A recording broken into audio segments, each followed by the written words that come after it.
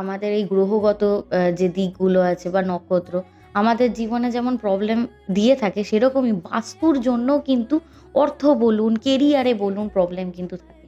তো আজকে আমি মেনলি বলবো কোন কোন বাস্তুর ভুলগুলো থাকলে অর্থ এবং কেরিয়ারে বাধা আসে।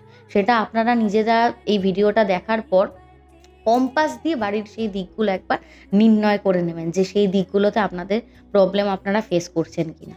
তো প্রথমেই বলে রাখি হচ্ছে মূলদ্বার, আমাদের যে প্রবেশ পথ বা আমরা যে দিকে এন্ট্রি নিয়ে থাকি আমাদের বাড়ির দিক, সেই দিকটা যদি ভুল দিকে হয়ে থাকে তাহলে কিন্তু সব থেকে বেশি প্রবলেম হয়ে থাকে। মূলদ্বার বা প্রবেশদ্বারের দিকে আবর্জনা রাখা বা সেই জায়গাটা একটু ক্লোজ করে রাখা, তাহলেও কিন্তু খুব প্রবলেম থাকে। প্রথমত হচ্ছে বাড়ির প্রধান দরজা যদি আমাদের সাউথ বা ওয়েস্ট দিকে হয়ে থাকে, তাহলে কিন্তু আপনি কেরিয়ার বলুন, অর্থের দিকে কিন্তু সৌভাগ্যবান হতে পারবেন না। উল্টে সেখান থেকে আপনার ডিক্রিজ হতে থাকবে, সব কিছু ডিমোশন হতে থাকবে।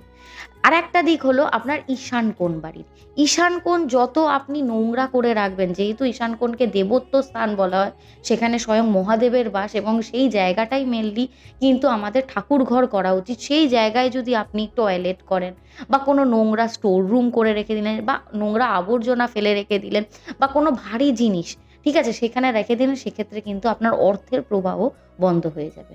আর একটা জিনিস হচ্ছে ভুল জায়গায় রান্নাঘর। রান্না করার মাধ্যমে আমরা শরীরে কিন্তু পুষ্টি পাই।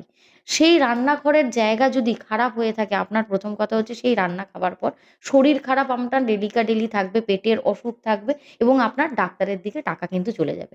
তার মানে কি অর্থের প্রবাহও বন্ধ হয়ে গেল এবং শারীরিকভাবেও আপনি প্রবলেম ফেস করছেন।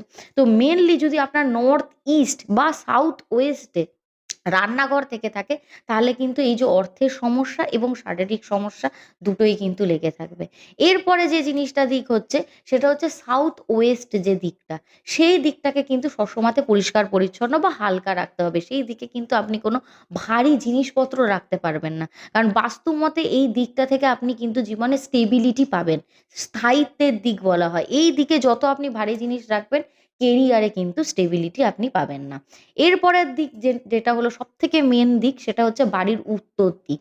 উত্তর দিক যদি আপনি বন্ধ রাখেন, উত্তর দিকে যদি অন্ধকার করে রাখেন, উত্তর দিক থেকে কিন্তু আপনি টাকা পয়সা ইনকাম এইগুলো কিন্তু আপনার একদম বন্ধ হয়ে যাবে। লাকটা আপনার কিন্তু একদমই কাজ দেবে না।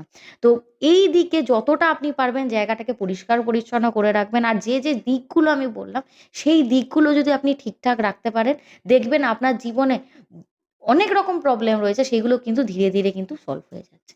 তো সবাই সুস্থ থাকুন, সবাই ভালো থাকুন।